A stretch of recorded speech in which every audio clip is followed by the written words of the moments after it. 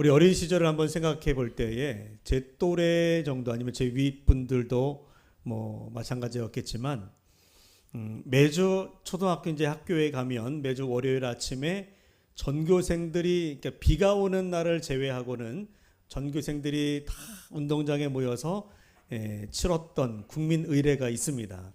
국기에 대한 맹세입니다. 나는 자랑스러운 태극기 앞에 조국과 민족의 무궁한 영광을 위하여 몸과 마음을 바쳐 충성을 다할 것을 굳게 다짐합니다. 아마 어린 나이에 이걸 당당히 외치면서 그래도 어린 마음이었지만 내가 우리 조국을 위해서 죽도록 충성해야 되겠다라고 하는 그런 마음을 한 번쯤은 가져보았을 겁니다. 그러면서 충성이라는 것이 그냥 단순히 입술로만 다짐하고 외치는 게 아니라 여기 맹세처럼 몸과 마음을 바쳐서 지켜내는 삶의 태도이다. 아마 이런 충성에 대해서 우리가 어렴풋이나마 배웠던 것 같아요. 우리 민족은 그 기나긴 역사 속에 참 수많은 어려움과 아픔을 가지고 있었습니다. 그러나 그 수많은 아픔과 고난 속에서도 그때마다 나라를 위해서 몸과 마음을 지켜 싸웠던 수많은 사람들의 거룩한 희생과 헌신을 통해서 오늘의 자유와 평화가 지켜지게 되었던 거죠. 이처럼 충성이라고 하는 것, 자신의 몸과 마음을 아끼지 않고 바쳐 자신이 속한 조직과 또 공동체를 위해서 헌신하는 그 충성이 한 조직을 세우고 한 공동체를 유지하게 하는 그런 거룩하고 또 가치 있는 덕목이라고 할 수 있습니다. 저는 교회도 마찬가지라고 생각합니다. 한 나라가 충성스러운 사람들을 통해서 세워지는 것처럼 한 교회도 충성스러운 사람들을 통해 세워지고 유지되는 것입니다. 더 나아가 하나님의 나라도 주님을 향한 우리의 충성으로 세워지고 유지될 수 있습니다. 자, 오늘 말씀의 주제는 충성이에요. 바울은 본문에서 고린도 교회 성도들을 향해서 이 충성을 강조하고 교훈하고 있는데 이 충성을 이야기하는 이유가 있습니다. 그 당시 고린도라고 하는 교회가 속한 이 고린도 지역은 당시 로마 제국 아래에서 어떤 상업과 문화가 발달된 거대한 도시였어요. 부와 명예와 성공이 있는 곳. 그래서 전국 각지에 로마의 지배를 받고 있는 곳에 사는 모든 사람들, 대부분의 사람들이 자신의 어떤 성공을 꿈꾸면서 이 고린도에 몰려듭니다. 그곳에 가면 부를 얻고 명예를 얻고 성공할 수 있다. 기회의 땅이라고 여겼어요. 자, 그렇게 성공을 위해서 고린도에 왔다가 그곳에 정착하면서 살다가 우연히 복음을 접하게 되고 예수를 믿게 되고 교회에 다니게 되는 사람들도 생겨지게 되는 거죠. 그런 사람들이 바로 고린도 교회 성도들입니다. 세상적인 성공을 꿈꾸고 고린도에 왔다가 전도 당해서 교회를 오게 되고 예수를 믿게 된 사람들. 그 사람들이 모인 공동체가 바로 이 고린도 교회인데, 그러다 보니 성공에 대한 갈망이 컸던 사람들이 고린도 교회의 성도들인데, 자, 그렇게 신앙생활 열심히 하는 사람들이 고린도 교회에 많아지게 되고 그것이 바울에게는 또 자랑스러운 자랑거리가 되었다고 했는데, 근데 바울이 고린도 교회에서 전해지는 소식과 또 그 교회를 바라보니 그 교회에 속한 성도들이 가지고 있는 충성과 열심이 사실은 그들이 고린도에 와서 성공하고 싶었던 그 세상적인 세속적인 욕망이 그대로 나타나더라는 거예요. 고린도 교회 성도들이 열심히 신앙생활하는 이유, 그들이 기도하고 봉사하는 이유가 진정으로 하나님을 향한 감사와 은혜의 응답이라기보다는 내가 열심히 신앙생활하는 모습으로 사람들에게 인정받고 칭찬받고 그것이 세상 속에서도 이어져서 세상 속에서도 사람들에게 인정받고 싶은 욕구가 있었던 거죠. 때로는 하나님에게 복을 받아서 자신들이 원하고 꿈꾸는 것들을 이루고 싶었던 그런 마음에 욕망들이 있었던 것입니다. 그래서 겉으로는 충성하는 것처럼 보였지만 그 충성의 이유가 지극히 세속적인 이유였던 거예요. 사람의 눈은 속일 수 있지만 하나님의 눈은 피할 수 없고, 또 바울이 그들의 속마음을 알고 있었던 것입니다. 그래서 바울은 충성의 본질을 분명하게 가르쳐 줍니다. 충성은 성과나 업적이 아니라 은혜를 아는 자들이 하나님 앞에 마땅히 엎드려 마땅히 주님 앞에 올려드리는 감사의 고백이 충성이다. 여러분, 오늘 우리도 마찬가지입니다. 신앙생활의 이유가 오늘 주님 앞에 나와 예배하며 또 주님 앞에 우리가 몸과 마음을 바쳐서 헌신하고 충성하는 이유가 혹시 나의 유익과 만족을 구하는 것에 있는지 그렇지 않은지 한번 우리 자신을 돌아볼 수 있어야 돼요. 이를 위해서 우리가 먼저 알아야 될 것은 우리가 누구인지. 오늘 바울은 본문에서 우리를 뭐라고, 그리스도인들을 무엇이라고 정의하는가 하면 하나님의 비밀을 맡은 자다, 이렇게 이야기합니다. 자, 한번 따라합시다. 나는 하나님의 비밀을 맡은 자들입니다. 여러분들은 하나님의 비밀을 맡은 분들이세요. 자, 바울은 본문 1절에서 이렇게 말합니다. 다시 한번 읽어볼까요? 시작. 사람이 마땅히 우리를 그리스도의 일꾼이요 하나님의 비밀을 맡은 자로 여길지어다. 교회와 성도들을 가리켜 하나님의 비밀을 맡은 자라고 표현을 하고 있는데, 자, 그러면 여기서 바울이 말하는 하나님의 비밀, 하나님의 비밀을 맡은 자, 이게 무엇을 의미할까요? 이것을 알기 전에 우리가 먼저 비밀에 대한 정의를 좀 알 필요가 있습니다. 사람들에게는 누구나 자기만의 비밀이 있어요.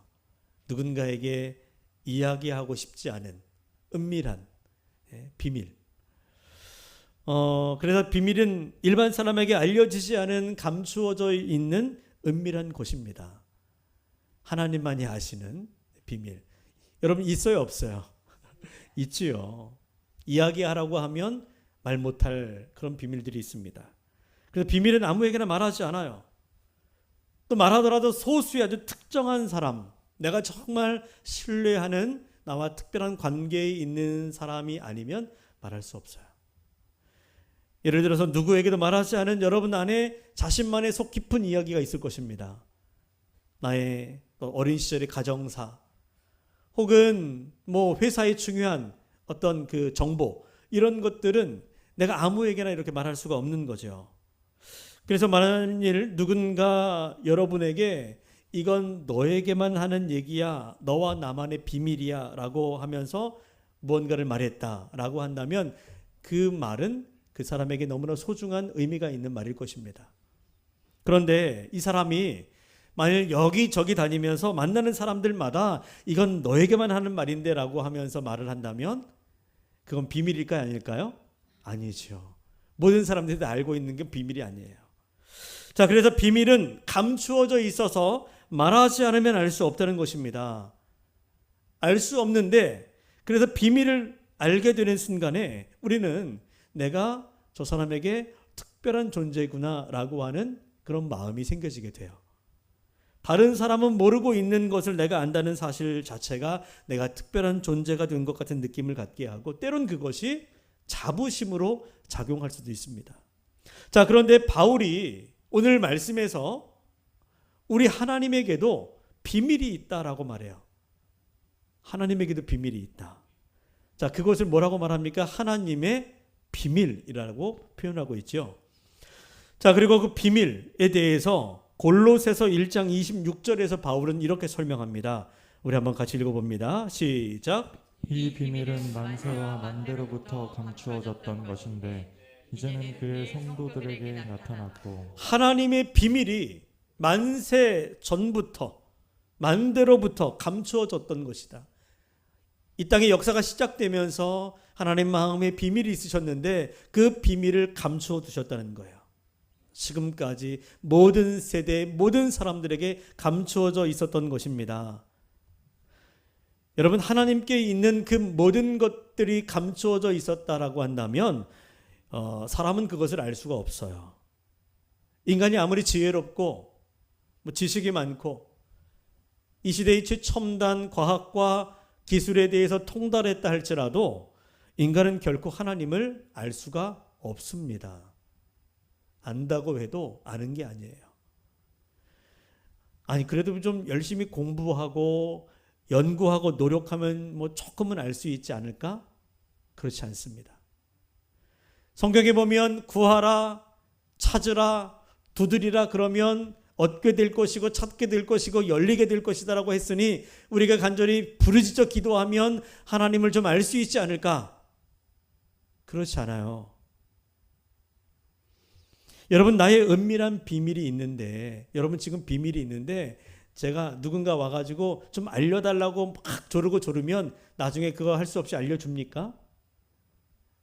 조른다 해도 비밀은 알려줄 수 없는 거잖아요. 하나님 앞에 우리가 알려달라고 간절히 부르짖어 기도하고 졸라도 하나님의 비밀인데 우리가 감히 알 수 있을까요? 어느 맛집으로 소문난 식당이 TV에 나왔어요. 그 식당을 소개하는 곳인데 그 식당의 어떤 음식을 소개하는 그 TV 방송을 보게 되었는데 주방에서 요리하는 주인의 모습이 나옵니다. 주방을 보니까 뭔가 특별한 것이 있나 보았더니 여느 식당과 다를 바가 없어요. 다른 주방장과 다를 바가 없습니다. 요리하는 방식도 그렇고 쓰는 재료들도 똑같아요. 그런데 그 집이 특별한 것은 이유가 무엇입니까? 그 집만의 특급 비법이 있기 때문이잖아요. 뭐 여느 조리하는 그 과정이나 재료가 다 똑같지만 마지막에 나중에 그 집에서 쓰는 특급 비법 가루라든지 뭐 양념이라든지 소스가 있습니다. 그걸 딱 집어넣으면 그때 비로소 그 맛집이 가지고 있는 특별한 맛을 내게 되는데 여러분 그 특급 비법 알려줄 수 있나요? 못 알려주지요. 그거 알려주는 영업 비밀인데 알려주는 순간에 이 맛집이 될 수가 없기 때문에 이건 영업 비밀은 목에 칼이 들어와도 알려줄 수가 없습니다. 때로는 아들에게도 알려주지 않아요. 며느리에게도 알려주지 않습니다. 비밀이란 그런 거예요. 비밀은. 하나님의 비밀도 마찬가지입니다. 우리가 열심히 기도한다고 알려주는 게 아니에요. 내가 하나님의 비밀을 알고 있다, 하늘의 비밀을 알고 있다라고 말하는 사람들 여러분 다 거짓이에요. 우리가 예배를 드리고 말씀을 듣고 읽는다고 알 수 있는 것이 아닙니다. 오직 하나님께서 알려주셔야 알 수 있게 되는 거예요. 이것을 신학적인 용어로 말하면 계시라고 말합니다. 계시. 그래서 어떤 사람은 내가 하나님으로부터 직통 계시를 받는다, 특별 계시를 받는다라고 말하지만 그것 또한 의심해 볼 말들입니다. 하나님이 우리에게 계시해 주셔야 알 수 있고 계시해 주신 것만 알게 됩니다. 자, 그런 맥락에서 우리 다시 한번 골로새서 1장 26절과 27절을 한번 읽어보도록 하겠습니다. 시작. 이 비밀은 만세와 만대로부터 감추어졌던 것인데 이젠 그 성도들에게 나타났고 하나님이 그들로 하여금 이 비밀의 영광이 이방인 가운데 얼마나 풍성한지를 알게 하려 하심이라. 이 비밀은 너희 안에 계신 그리스도시니 곧 영광의 소망이니라. 이 비밀, 하나님의 비밀이 만세 전에 또 만대로부터 감추어져 있었습니다. 그런데 그 비밀이 우리 성도들에게 나타났어요. 그러면서 그 비밀에 대해서 말씀하시기를 그 비밀은 너희 안에 계신 누구다? 그리스도시다. 바로 예수 그리스도를 통해 이 땅을 구원하시고자 하시는 하나님의 그 놀라운 경륜, 구원의 계획하심, 다시 말하면 복음, 그것이 바로 복음, 비밀이에요. 여러분 우리는 본래 하나님을 알 수 없습니다. 감추어져 있는 비밀이기 때문에. 그런데 하나님이 그 비밀을 우리에게 나타내 주셨어요. 계시해 주셨습니다. 누구를 통해서? 예수 그리스도를 통해서. 그러므로 오직 예수 그리스도를 통해서만 계시된 하나님을 알 수 있어요.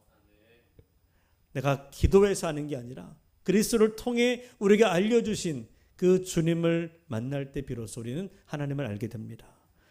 오직 예수님만이 하나님을 아는 유일한 길이시고 하나님께로 가는 유일한 길이 되신다는 거죠. 요한복음 14장 6절 말씀을 보면 우리 예수님께서 뭐라고 말씀하십니까? 내가 곧 길이요 진리요 생명이니 나로 말미암지 않고는 아버지께로 올 자가 없느니라. 나로 말미암지 않고는 아버지를 알 수도 없고 하나님께로 갈 수도 없다는 사실입니다. 그러므로 하나님을 알 수 없던 인간이 예수 그리스도를 통해 하나님이 어떤 분인지 알게 된 것만으로도 우린 그것 자체가 우리에게 너무나 큰 은혜입니다. 그런데 예수 그리스도를 통해서 하나님을 알게 되었을 뿐만 아니라 그분을 통해 우리가 하나님의 자녀가 되고 백성이 되었으니 이를 말할 수 없는 영광이고 특권이 알 수 없지요. 여러분, 그 놀라운 하나님의 비밀을 우리로 알게 하셨다, 우리에게 나타내 주셨다. 이 사실은 너무나 놀라운 일이고 또 영광이고 그리고 동시에 두려움입니다. 그래서 하나님의 비밀인 예수 그리스도를 통해서 우리에게 들려진 복음은 세상의 그 어떤 보석보다 가장 소중하고 귀한 것입니다. 여러분, 비밀을 맡았다 하는 것은 내가 누군가에게 비밀을 들었다, 누구의 비밀을 알게 되었다. 이것은 단순히 내가 그 사람에게 어떤 부탁을 받고 고백을 들었다라고 하는 것이 아닙니다. 누군가가 나에게 자신만 알고 있는 가장 은밀한 비밀을 알려주었다는 것은 내가 그 사람에게 신뢰받고 있다는 증거예요. 그가 나를 특별하게 여겨주신다는 것입니다. 마찬가지로 가장 위대하시고 가장 존귀하신 하나님의 비밀을 우리에게 알려주셨다는 것은 우리가 하나님에게 특별한 존재라고 하는 사실이죠. 여러분들은 그런 분이십니다. 그러나 그것이 우리가 뭔가 대단해서가 아닙니다. 우리가 하나님께 특별히 여김을 받을 만한 어떤 조건과 자격이 있기 때문에 하나님이 우리를 특별히 여겨주시는 것이 아니라는 거예요. 그것 또한 전적인 하나님의 은혜인 줄로 믿습니다. 그러므로 우리가 예수를 믿고 새롭게 된 것만으로 하나님의 크신 은혜를 입은 것이죠. 그런 우리가 더 나아가 하나님의 놀라운 구원의 경륜과 그 하늘의 비밀까지 알게 되었으니 얼마나 놀라운 일인지 모르겠습니다. 자, 한번 여러분 이렇게 자신을 향해서 한번 이렇게 믿음으로 선포해 보도록 하겠습니다. 나는 하나님께서 특별히 여겨주시는 사람이다. 특별히 여겨주시는 사람이다. 왜냐하면 세상은 모르겠지만 우리는 하나님의 비밀을 알고 있기 때문이에요. 여러분, 그 사실이 우리로 벅찬 감격을 갖게 만들어주는 그 놀라운 사실이 되어야 합니다. 자, 이건 나뿐만 아니라 우리 모두가 알고 있는, 우리 지금 함께 공유하고 있는 사실이기 때문에 우리 모두가 특별한 존재 아니겠습니까? 우리 옆 사람에게도 이렇게 한번 얘기해 봅시다. 당신은 하나님께서 특별히 여겨주시는 사람입니다. 시작. 당신은 하나님께서 특별히 여겨주시는 사람입니다. 하나님에게 특별하게 여김을 받는다. 여러분, 이건 놀라운 사실인데 아마 여러분들 어린 시절에 그 선생님이 호출을 받고 교무실에 가본 적 있을 거예요. 야, 누군가가 너 선생님이 오래. 그 소리를 들으면 어떻습니까? 가슴이 철렁 내려앉죠. 수업이 끝나는 무렵에 선생님이 아무개는 교무실로 와라. 그러면 그 소리를 듣는 순간 가슴이 두근두근 떨리기 시작하죠. 그리고는 교무실로 향하는 그 복도를 걸어가는 길이 굉장히 무겁고, 그리고 교무실 앞에 딱 서는 순간에 가슴이 벌렁벌렁 뛰고, 그래서 그 앞에서도 심호흡 몇 번을 한 다음에 이제 문을 열고 들어갑니다.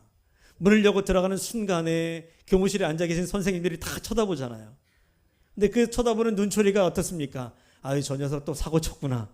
뭐 이런 것, 이렇게 생각하는 것 같은 마음을 가지고 선생님께 가는데, 그런 마음을 가지고 갔더니 선생님이 나를 보더니 반갑게 맞아주시면서 활짝 웃으시면서 이렇게 얘기하시는 거예요. 얘야, 내가 지금 바쁜데 너가 나를 대신해서 이 서류를 저 선생님에게 좀 갖다 줄 수 있겠니? 선생님이 나에게 심부름을 시키는 거예요. 지금 바쁘고 놀 시간도 없는데 심부름을 시킨다고 여러분, 선생님이 심부름 시킬 때 어떻습니까? 싫은가요? 그렇지 않아요. 그 많은 아이들 중에 선생님이 특별히 나를 불러서 심부름을 맡겨주셨으니 별것 아닌 심부름인데, 그 심부름 하나가 선생님이 나를 특별한 사람으로 여겨주신다는 생각이 드는 거예요. 너무나 즐겁습니다. 너무나 기쁩니다. 그래서 선생님에게 딱 서류 봉투를 받아 들고 교무실 문을 딱 열고 나오면 아이들이 밖에서 얘 또 선생님에게 얼마나 혼날까, 그리고 지켜보고 있는데 문을 열고 딱 나가는 순간에 서류 봉투를 딱 보여주면서 나 선생님이 심부름 시켰다고. 그러면 아이들이 어떻게 바라봅니까? 그 심부름시킨 것을 아는 순간에 내가 하고 싶은데 그러면서 부러운 눈으로 쳐다보게 되는 거죠. 친구들 앞에서 어깨가 으쓱해지고 마음은 한없이 기쁘고 발걸음은 가볍습니다. 자, 선생님의 심부름을 한다고 해서 뭐 특별한 상이 주어지는 게 아니에요. 그죠? 뭔가 큰 보상이 주어지는 게 아닙니다. 그런데도 그 일을 선생님이 나에게 맡기셨다, 나에게 일을 시켰다는 것 그 자체가 나에게 감격이고 기쁨이 되었던 것입니다. 여러분, 하나님이 우리를 그렇게 불러주셨어요. 아무개야, 나 좀 보자. 특별히 하나님이 나를 불러주셨습니다. 그래서 우리는 주님의 부르심에 응답하여 주님 앞에 온 거예요. 세상 사람들은 모르겠습니다. 쟤는 또 왜 교회 가나? 무슨 문제 있나? 라고 그런 눈초리로 바라볼 수 있겠지만 우리는 하나님이 우리를 부르셨을 때에 그 부르심의 의미가 무엇인지를 알아요.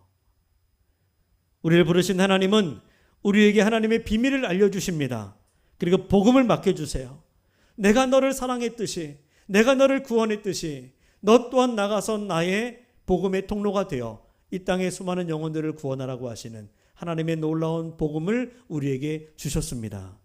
그렇다면 여러분, 하나님의 비밀을 알게 된 우리가 과연 그 어린 시절 선생님이 나를 불러 심부름 시켰을 때의 그 벅차오르는 기쁨이 하나님이 나를 선택했을 때 그런 기쁨, 그런 감격이 여러분 안에 있었던가요?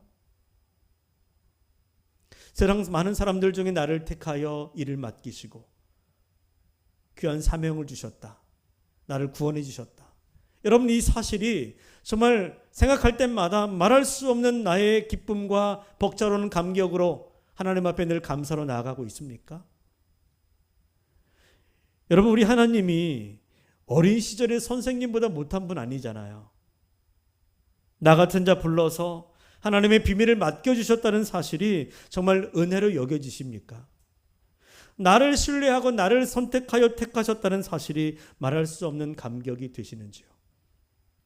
하나님의 비밀을 맡은 자들은 그 일을 억지로 하는 사람이 아니라 맡겨주심이 은혜인 것을 알고 언제나 감사와 기쁨으로 감당할 수 있으셔야 합니다. 그래서 오늘 본문에서 바울이 하나님의 비밀을 맡은 자, 하나님의 비밀을 들은 자들은 그들에게 요구되어지는 신앙의 태도가 있다. 2절에서 뭐라고 말합니까? 맡은 자들에게 구할 것은 충성이니라. 충성이다. 여러분, 우리가 하나님 앞에 충성해야 되는 이유, 우리가 진정으로 주님 앞에 열심을 품고 믿음으로 이 신앙의 길을 걸어가야 하는 이유가 여기 있어요. 어떤 상급이나 보상이나 칭찬을 바라는 것이 아니라 그저 하나님이 나를 특별하게 여겨주시고 택하셔서 복음을 맡겨주셨다는 그 사실 하나만으로도 우리는 충성할 충분한 이유가 있는 것입니다. 사람마다 충성하는 이유들이 달라요. 동기가 있습니다. 예를 들어 직장인들을 보면 때로 밤늦게까지 회사에 남아서 야근하는 경우들도 있습니다. 주일에도 출근을 해야 하는 경우도 있죠. 이처럼 자신이 다니는 회사에 충성을 다하는 이유가 무엇입니까? 일할 때가 가장 행복하기 때문인가요? 물론 그런 경우도 있겠지만 대부분 그렇지 않습니다. 그 마음을 제가 깎아내리는 것은 아니지만 직장에 충성하는 가장 큰 이유, 이것은 내가 열심히 일을 해서 성과를 내서 남들보다 더 좋은 업적을 내서 직장 상사들에게 인정받고 그것으로 승진도 하고 또 출세하고 지금보다 더 나은 보수를 받고 더 나은 삶을 살고자 하는 그런 욕망 때문이죠. 다시 말하면 자신의 유익과 성공을 위해서 오늘 이 시간에 충성을 다하고 있다는 것입니다. 그래서 때로 열심히 하다가도 내게 별로 이익이 되지 않겠다라고 생각이 된다면 더 이상 충성하지 않고 돌아서는 거예요. 다른 길을 선택하기도 합니다. 그런데 여러분, 이건 충분히 세상에서 그렇게 살아갈 수 있어요. 하지만 우리가 만약 교회나 하나님 나라를 대할 때에도 이런 세상의 방식, 그런 충성으로 하나님의 나라와 교회를 위해서 일하고 있다면 우리의 신앙, 또 우리의 충성이 진정 주님이 원하시는 모습일까? 자, 바울이 5절에서 이렇게 말합니다. 자, 우리 한번 5절을 같이 읽어봅니다. 시작. 그가 어둠에 감추인 것들을 드러내고 마음의 뜻을 나타내시리니 그때 각 사람에게 하나님으로부터 칭찬이 있으리라. 하나님으로부터 뭐가 있어요? 칭찬이 있으리라. 하나님 분명히 칭찬하십니다. 우리가 주님 앞에 설 때에 하나님의 칭찬과 상급이 있어요. 그러나 물론 우리가 신앙생활을 하면서 하나님께서 주실 상급과 칭찬을 기대할 수 있습니다. 하지만 만약 그것만이 내 신앙의 이유이고 오늘 주님 앞에 충성하고 헌신하고 사역하는 모든 것의 이유가 된다면, 동기라면 그건 세상에 같이 나도 모르게 물들어 있는 인간적인 동기에 머물러 있는 것밖에 되지 않아요. 세상 속에서의 방식을 그대로 가지고 온 거죠. 당시 고린도 교회의 성도들이 보여주고 있었던 신앙의 오류, 그들이 잘못된 그 신앙의 모습이 바로 거기에 있었습니다. 여러분, 우리가 진정으로 하나님 앞에 충성해야 되는 이유는 따로 있습니다. 그것은 우리가 진정으로 몸을 바쳐 헌신하고 영혼까지도 주님 앞에 드려 주님을 사랑하고 믿고 섬겨야 될 중요한 이유는 다름 아니라 하나님의 비밀을 알고 있기 때문이에요. 다른 사람이 아닌 우리를 택하여 하늘의 비밀을 알려주셨기 때문에, 다시 말하면 그 비밀을 알고 하나님과 특별한 관계를 맺고 있기 때문이죠. 하나님이 우리를 특별한 존재로 여겨주시고 복음을 맡겨주셨다는 사실 자체가 은혜요 감사합니다. 여러분, 용서하고 들었으면 좋겠어요. 제가 목사로서 할 말은 아닌데 저는 목사로서 여러분들의 충성과 헌신과 열심을 이끌어내기 위해서 늘 은혜로운 말, 여러분들이 듣기 좋아하는 말들을 할 수 있습니다. 여러분, 교회에 충성하면 하나님이 복을 주십니다. 왜 웃으세요? 아멘 해야지. 하나님이 만배로 갚아주십니다. 하나님이 현세와 내세에 복을 주십니다. 여러분들이 주님을 위해 충성하면 여러분들의 가정과 여러분들의 자녀와 여러분들의 후손을 책임져 주십니다. 할렐루야.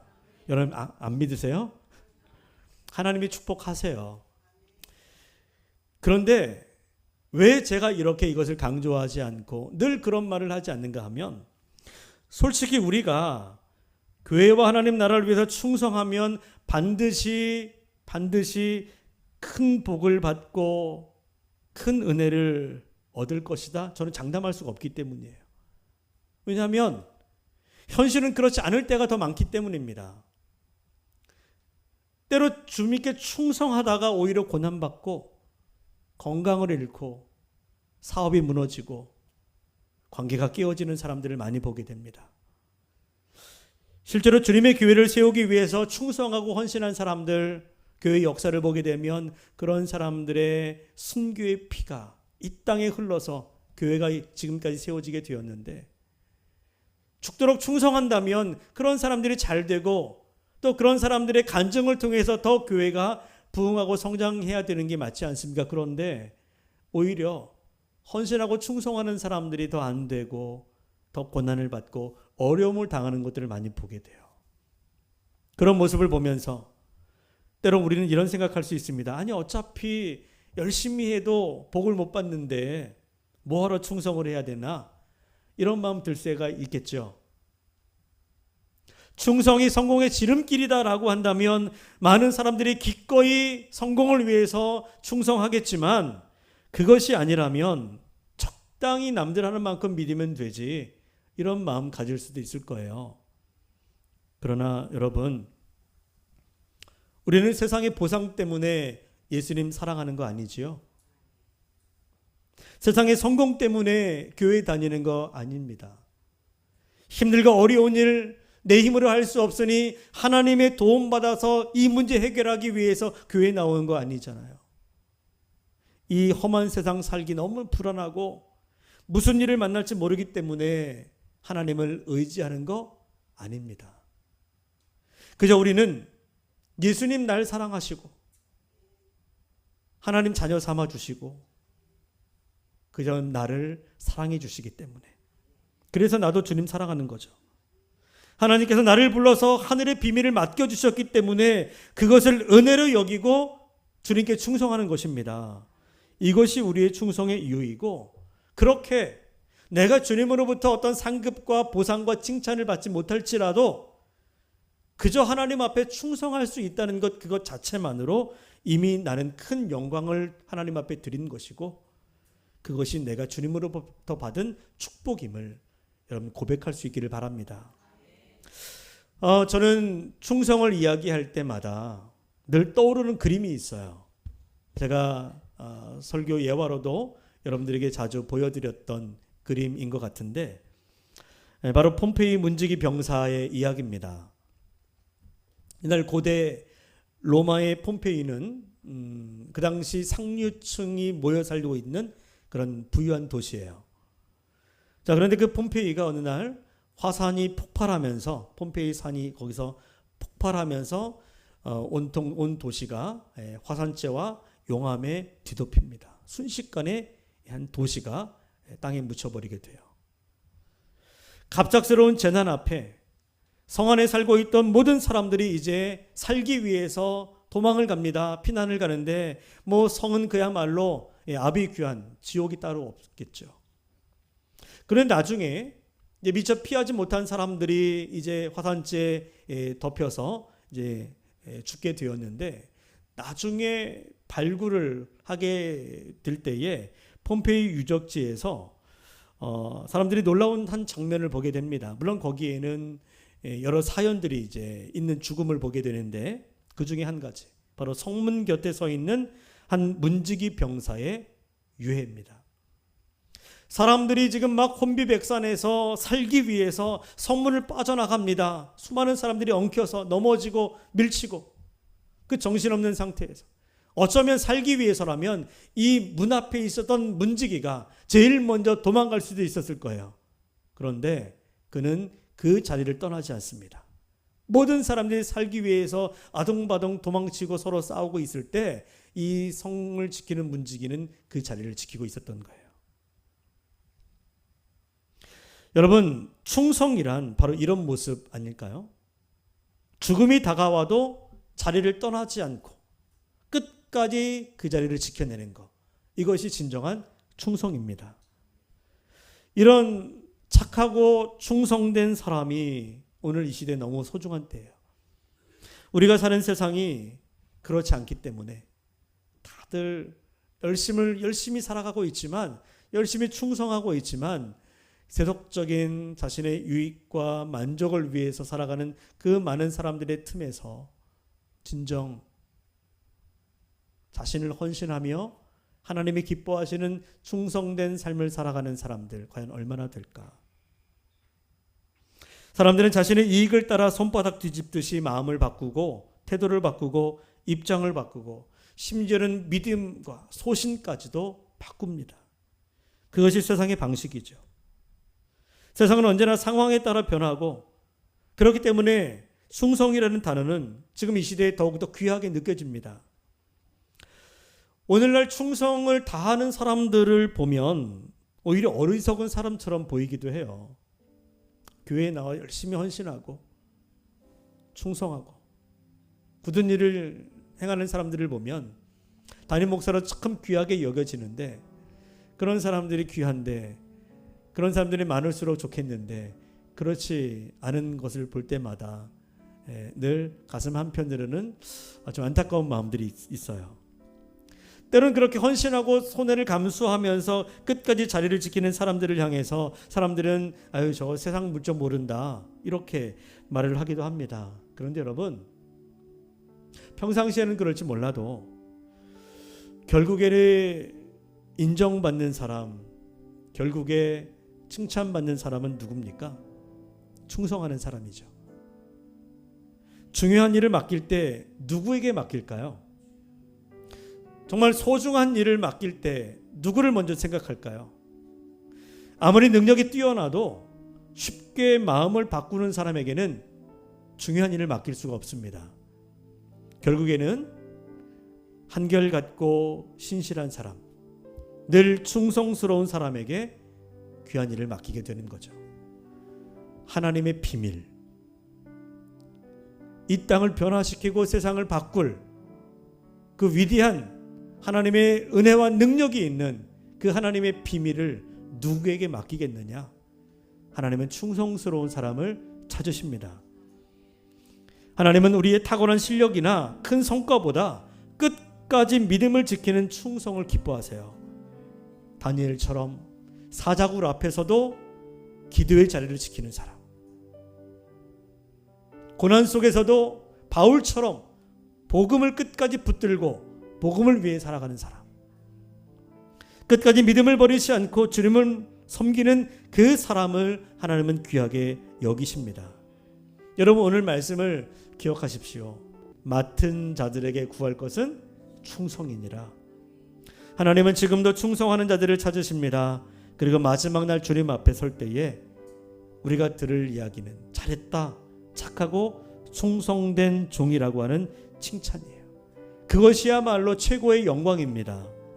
오늘 이 땅에서 우리가 비록 하나님의 은혜와 축복을 마음껏 누리지 못한다 할지라도, 내가 원하는 일이 이루어지지 않는다 할지라도, 때론 고난 속에 살아간다 할지라도, 먼 훗날 하나님 앞에 섰을 때에 착하고 충성된 종이라고 칭찬한다면, 우리가 그 칭찬을 들을 수만 있다면 우린 주님 앞에서 가장 행복한 사람이 될 것입니다. 그러므로 끝까지 믿음을 지키며 맡은 사명의 자리를 잘 지켜내는 그런 충성된 성도들이 다 될 수 있기를 주님의 이름으로 간절히 축원합니다.